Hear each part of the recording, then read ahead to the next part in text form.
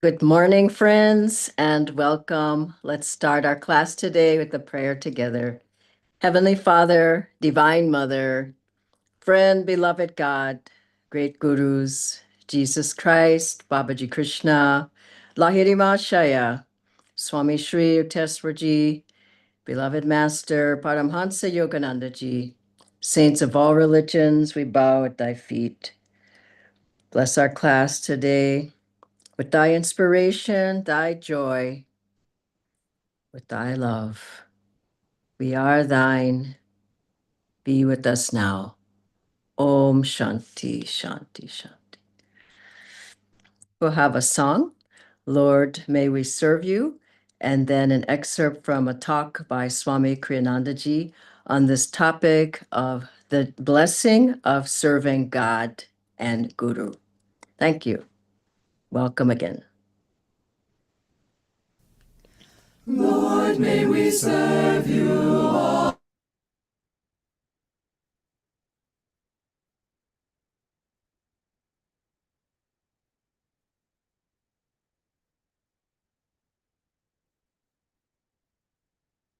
with truth whene'er we speak.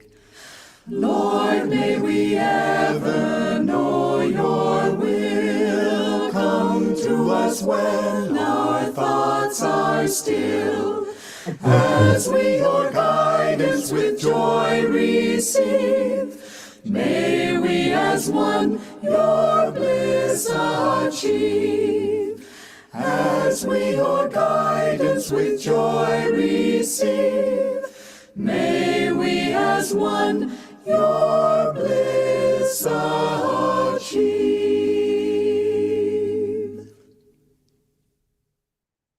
That service is attunement. Service is a channel through which you express your attunement.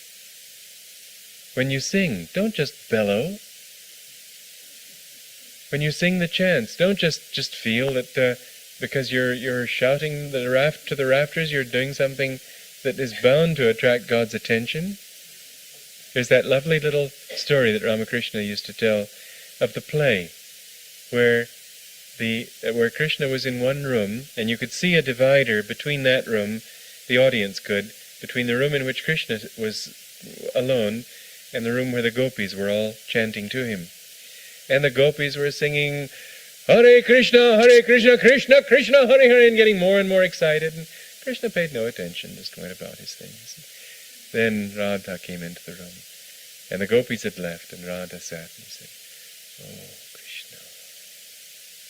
And immediately he dropped everything and ran to be with Radha, because she had called with her soul. So we have to pray with our soul. So we have to work with our soul. So we have to know that it's the vibration that we put into a thing that makes that thing worthwhile. But don't you see, too, that very act of using that divine inspiration, of being receptive in a dynamic way and drawing on that divine inspiration, gets us in attunement with that divine ray. And the more we're in tune with that divine ray, the more we begin to express Him. And you don't even know how it happens. It just does. You don't even think about you doing it. He does it. It happens in marvelous ways that when you work with joy, somehow things go right. You don't know why, but they go right. Be with those people, too, who can give you that kind of joy, and in whose presence you feel that flow of joy. Because when you work with them, when you work in that flow, that increases your own flow. And that's really what it's all about. To be receptive doesn't mean to be passively just waiting for God to drop something in your lap. But it does mean to offer yourself up to Him constantly and know that if you ask in the right way, His answer will be there right away. Some kind of answer will be there. It may not be the final answer, but it will be some kind of response to show you that you're on the right wavelength. And then when the time comes, there's also timing in this world, then more and more will be given.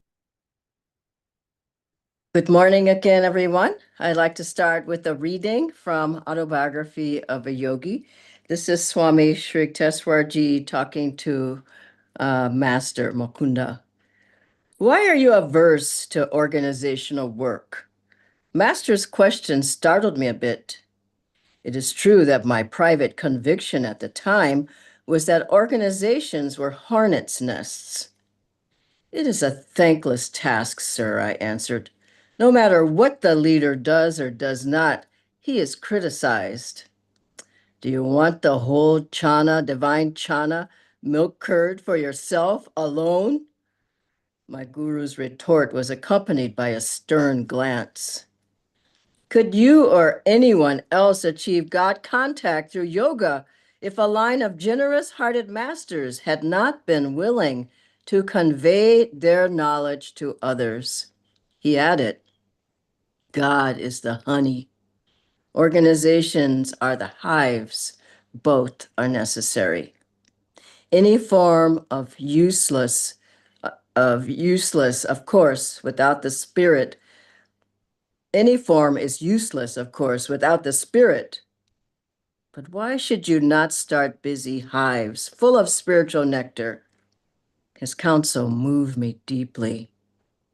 Although I made no outward reply, an adamant resolution arose in my breast. I would serve and share with my fellows, so far as lay in my power, the unshackling truths I had learned at my Guru's feet. Lord, I prayed, may thy love shine forever on the sanctuary of my devotion, and may I be able to awaken that love in other hearts. And finally, another excerpt. After Master had his first experience of samadhi through Swami Sri Teswarji, he says, "You must not get over drunk with ecstasy. Much work yet remains for you in the world. Come, let us sweep the balcony floor. Then we shall walk by the Ganges." I fetched a broom. Master, I knew, was teaching me the secret of balanced living. I give greetings again from Jyotishan Devi Ji. They're in India. We're here in Delhi right now. And they wanted me to say also that Jyotish Ji has finished his book called The Heart of Service, which is our topic today. And that book will be coming out on next year. So they send their love and greetings to all of you. Now, this topic is one that is essential because people think that you just come learn how to meditate and you're going to find God. But really, seva, service, is such a big part. It's a huge part of our whole path. As Master said, to be in tune with me, serve my work. Also, the channel is blessed by what flows through it. And so for each one of us, we have to realize that it's not enough to just have the whole chana for ourselves, as Swami Sri Teswarji was saying, just to have everything for ourselves, meditate for ourselves, come to the satsang for ourselves, chant for ourselves, do everything for ourselves. We have to give. And what I have found and on this path is that you can't help but give. It's flowing out of you. Joy is flowing out. Master's vibrations are flowing out. His love is flowing to other people. Ideas are flowing. Inspiration is flowing. You can't help but serve. And so we have to realize that it's not extra, it's a part of our spiritual teachings. When I first came to Ananda, I thought that that's all you needed to do and um, just meditate and all. And I was struck by the energy level, the joy level, the power that was flowing through the people that I saw at Ananda. I haven't seen that everywhere. other spiritual paths, maybe some not, but I haven't seen it generally. But I saw a level of energy that had never seen before. And as I started serving, knowing that that's what needed to happen, going around India, well, many places in Australia and Africa, three different countries, living in Italy, going around America, coming to India, and just seeing how there's so much to give. There's so many people to reach. There's so much that we can do. And I remember the early days here at Ananda, setting up centers, traveling around, teaching energization, doing kirtans, teaching level 1, 2, 3, 4, all around India. What I noticed is, and I noticed it before, it wasn't just here, but I had more strength. I had more will. I had more spiritual power. I had more vibrations of master. I had more inspiration. I had more joy. I had more willingness. My life started changing. My problems started going away. The worry started going away. The low energy, laziness, foggy mind, all these things, sorry, they started going away as I just laid my life in Master's hands. And I remember one time Master Swamiji was writing, uh, this was in Italy. He was working on a book, and he was always working on books all the time that I knew him. And so I came in, and he was having me read the book and what he had written. And I said, "Oh, this is so beautiful, Swamiji." And then I said, I can't write. I just said to him, I'm not a writer. It's not something that I can do. And he just looked at me. I mean, it was like, so what? And he just said, and I'll say it to all of you, do what you can. He didn't say you have to be like this, writing a book or that. Just do what you can. And so this is our life. That the model is Swamiji, and we know he came to Master. He wanted to find God and he wanted to share God with all. And Master told him right from the beginning, your life is one of intense activity, not just activity, but intense activity and meditation.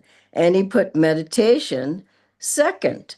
And he said to Swamiji, your work is lecturing, writing, editing. And Swamiji said, Sir, I don't want to be a teacher. I don't want to teach. And Master said, well, it's what you have to do. You must well learn to like it. And for all of us too, whatever he's asking us to do, we may as well learn to like it. It's how we are to serve the guru. And then we know how Swamiji, at the very beginning, Master, I mean, he wasn't there very long at all. I don't know exactly how long, but Master had him lecturing on his behalf. And Swamiji, he said the monk came and gave him the money for the bus. And he says, Masters wants you to give the lecture. He can't go. And Swamiji said, I mean, this is really profound. He said, I've never lectured in my life. And he says, well, here's the bus money. Go and give the lecture. I mean, what an incredible thing. And Swamiji did give the lecture, and I'm sure he did a fine job. And then he said, besides the lecture, Master wants you to give a Kriya initiation to one person in the congregation. And Swamiji said again, I've only had one Kriya in my life. I've only been to one Kriya, my own. And he says, well, that's what Master wants. And so it wasn't how long he had been there.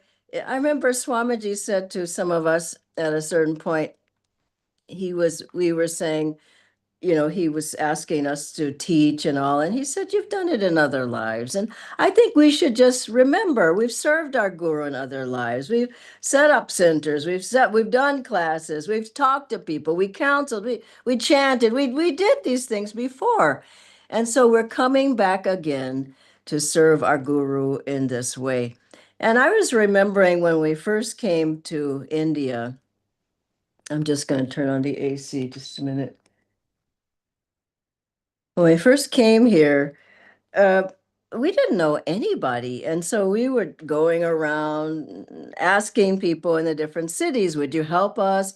We're doing a talk. Would you come help us set up? Would you come and do this? And people didn't really get it at the beginning that we came to serve our guru here. As Swamiji said, I came to get my guru's name and his work known in the country of his birth.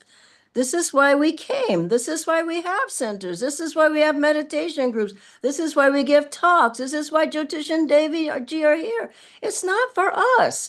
And so we would go into all the major cities, Mumbai and Pune and Hyderabad and Bangalore and Chennai and we would go and set up the hall. I mean, just with so much joy. That's the thing. And we're here to serve our guru and set up, and then we'd set up the registration, the book table, and the altar, and the hundreds and thousands, really, not at once for our talks, but for Swamiji's talks, thousands, up to 3,000 people at a time came to hear him. Just people were so hungry. I remember teaching people how to meditate. They were so grateful and how to energize and getting up on tables and demonstrating the energization exercises because people couldn't see us and going around and helping them and talking to people and all the people who came, so many new names for us. And I was remembering all the names and I said, now, can you spell that name? Because, and then it came down to, can you write your name? And, but just with so much joy and enthusiasm and Jayaji on the book table selling Swamiji's books with so much joy. Like this book has this, and this book will help you with this, and this book will help you with that. And the interesting thing was right after that, we had to get on the stage and give the talk. It just was whatever was needed.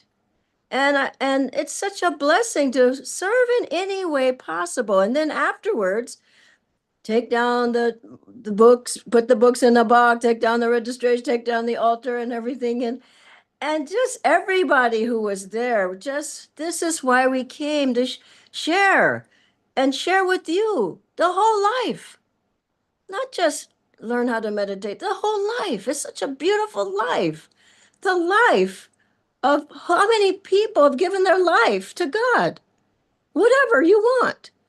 And then I was remembering people, we said, well, can you come help us? And they said, no, no, no, we won't do that. And that we'll send the servants. And we said, we are the servants. We're the servants of our guru. Why would you not help? And then we'd pack up the books, pack up everything, pack it in the truck, and I will never forget those wonderful days. It was like we were at base camp and before those programs and on the computers calling people and then get there and doing programs. And I remember one elderly man, he came to me afterwards and we were packing everything up. And he says, oh, Dhyanaji, I really enjoyed the lectures and all that. And he said, but I know, I just know you're not going to pack up the truck. I said, just watch me. And I mean, why wouldn't we? There wasn't anybody else packing up the truck. And so then, it was so beautiful. It just so touched me. He said, well, in that case, I'll help you. And that has been the mantra ever since. Everybody here has said, in that case, I'll help. If this is how you find God, meditation and seva, okay, I'll help. And I was so moved last weekend in Delhi. I saw all the people helping, and all those people came to hear the talks of Jyotish and Devi ji, and then going to Gurgaon was the first day, and just 80 volunteers. I mean, you got to know that makes you feel so happy inside that people got it. It's not just the chana for ourselves.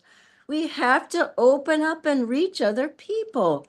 And seeing people setting things up and the play that they put on and serving the food and all the various talking to people, all the ways that people were helping, introducing Jyotish and Deviji, bringing the book the art book up and flowers, and it just touched our souls to see that people see what Master brought. He brought a formula. This is how you find God. It's not in this age. This is how you find this Master's model. Master picked up a broom, as you said. Master went to America. He lived for 32 years. He lectured over and over and over. He had his campaigns to thousands of people. Master taught classes one every day of the week. And we have to really realize that this is the model for our life. Our guru. Look at Swami Shri Teswarji, what he did with his life. Babaji, Lahiri Mahashaya. Every master has given their life to God. And that is what the spiritual path is. Give your life to God. I was remembering the story of Jnana Mata. She would run up and down the stairs and serving. And someone said, I want to make sure I'm not out of time yet. Someone said, well, why do you do what he says? What Master says. He's doing what he wants you to do. And she said, I have never been happier in my life. And don't you think I'm kind of too old to change now? And I'm so happy. And that's the thing. If you do what the guru asks, you're so happy. And I was recalling a few stories that there was one man, well, first of all, there was the story of when they were building the swimming pool, the monks for Master in the desert at 29 Palms. And Swamiji said they were chanting for 23 hours, digging a hole, digging, just so much joy. And one man sat aside. He says, I didn't come here to pour cement. I'm not gonna do it. He sat there. Now, who was tired at the end? Nobody but him, because he didn't lift a finger. And we have to realize what is flowing through us, the power of God, the joy of the guru, the energy from all of our masters, the inspiration. You can't help but be happy when you serve. How do you serve? Anything. Pray for people, call people on the phone, get there early, set up the chairs, bring the prasad, bring the flowers, set up the altar, sing in the choir, get in the kirtan group. Anything you can do. I'm sure it is true. I've been nearly 50 years on the path. It reduces your karma. You just start taking off. You're soaring because you gave your life to God. And you didn't sit there thinking, what about me? What about you? So what? Who are you anyway? It's the question. We're all a part of the divine light. So, what do I say to all of you? Get up and serve. Find a way. Call the centers. Master had one man who was ill. And oh, I can't do anything. So he had double curvature of the spine, and Master had him serving. He could barely get out of bed. He would roll himself until you rolling out of bed onto the floor. Then he would stand up, and Master gave him a job on the tractor. I love this story. And the guy got better and better and better and better as he was doing what Master said. And then someone said, aren't you ill? Shouldn't you not do anything? I mean, just, and the man bought into it. And then he got weaker and weaker and weaker till he had to go back to bed. And then Master got him a nice room and everything. And he just started, I need help. And he got so out of tune. We have to realize Seva keeps us in tune, keeps us in tune, gets us in tune, keeps us in tune. The man got so out of tune, he left the path. That's a sad story. We don't know how important it is to serve. And finally, Jyotishji was saying he went to, there was a Nadi reader in Bangalore, I believe it was. And he was talking to him and to Devi Ji about, their reading, giving their reading. And then he said at a certain point, he said, asked Jyotishji, well, did you ever have any, any job at Ananda where you lived? And he said, yeah, I had a job. I was doing a business It was incense and oils, I believe it was at the very beginning. He said, "Oh yeah, I did that." And the naughty reader said, "Well, did you not do that for your guru?" And he said, "Oh yeah, it was for my guru." He said, "Well, then it wasn't a job. It was seva." And I think we've just got to realize anything you pour your heart into, it's transformed into a seva at home, at your job, in your with your friends, or whatever you're doing. Just master, it's yours. I don't want anything but what you want. I don't want to do anything but what you want. I don't want to say anything but what you want. And what's the most wonderful thing is as you do that, he's pouring himself into you as joy, as love, as inspiration, as energy, as shakti, as power. You get so filled. The final thing about seva is the guru himself comes into you. And I saw that with Swamiji, that he was writing, he would say, Master's writing through me. When he would give his talks, Master gave the talk. It's so beautiful. God is the doer. Guru, God through the guru. Let him do everything through you.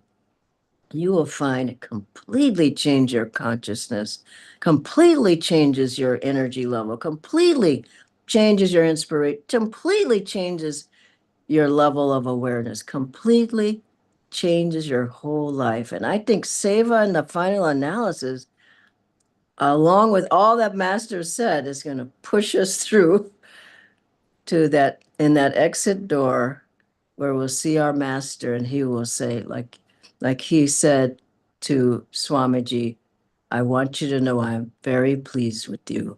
I think Master will be pleased. We serve him our whole life, dedicate our life to God. That's that's true seva. God bless you. And I'll ask Natendra to come on the screen now. Thank you so much, Dhanaji, for the inspiration. We have a few questions, Dhanaji. The first one is that does anyone get the opportunity to serve our gurus, or is it that perhaps they choose us? I think you need to choose yourself. I chose myself. And I know there are other people that didn't choose themselves. They just sat around and were waiting. But if you sit around too long, the life is over. So I would say choose thyself and just say, here, I'm here to help. What do you need? I can help set up. Okay. I can help in the choir. Okay. I can help with the kirtan. I'll help with the altar. Just keep saying yes. And I don't think maybe it happened at some point, but I don't remember saying no. I think that's the key. Say yes, choose yourself. God chooses those who choose him. So if you say, I want to help, and don't wait to be asked, don't be passively waiting. You may not get asked. Just say, how can I help? What can I do? Or rather say, I'm bringing this on Sunday. I'm bringing the flowers. I'm bringing prasad. I'm bringing, rather than they didn't ask me. Why didn't they ask me? No? Absolutely, Dhanaji. Thank you. Yeah, The I would next, say stand up and be counted. You know, stand up, be counted. Say, Master, I'm your disciple. I was born in this life to serve you. Isn't that different than I'm born for my material desires, my kids, my house, my wife, my child? Master, I'm your disciple. I was born in this life to serve you. And let him give you what he wants you to do. Yeah? thank you, Dhanaji. The next one, Dhanaji, is can one find God without serving as well? I can't imagine how because you'll be stuck in your ego. It's all about you. And it's not all about you, it's about God. So if you can't get out of that, which Seva takes it off of you as you serve, you don't think about yourself. Less and less and less and less pop, you don't think about yourself at all. So I think you can't do that and find God. Thank you, Janaji. One last question. So you gave so many examples, and which is clear that our gurus also serve their gurus. And does everyone in Ananda also serve? Yes, of course, people serve. Yeah, people young, people older, people new, people been there a long time. Everyone finds a way to serve. And it's the same here in India. We offer opportunities, and not everywhere that you go are you able to serve. Isn't it true? Some people will say, well, after you've been here 10 years, 15 years, then you can serve or whatever. It's right from the beginning you can serve in Ananda.